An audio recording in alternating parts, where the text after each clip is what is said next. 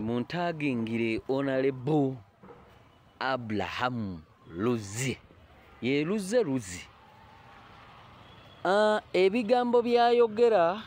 amanyi bannayuganda tetwanguya nnyo kumanya kutegeera mulimu gwaffe gwa kuvuma buli kye tulaba n'akusingako omuntu omusanga nga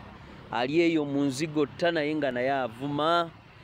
nga okujja ku mulimu atambuza bigere atetenkanya butetenkanye naye abe Kampala bukyalubanga lwa Mindi Kibuyaga asudde kyetweyagalizanga embazi Kibuyaga asudde okitegedde omuganda ganti eryokanga netonya netulaba ensisira bwe zenkanyemu ono Mukama yatwanukudde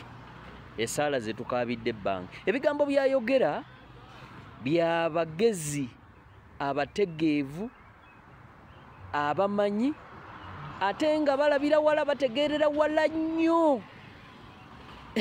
tebalabira wano tebawugira wano ku mazzi g'okumpi bo ba deep water eri wansi sebo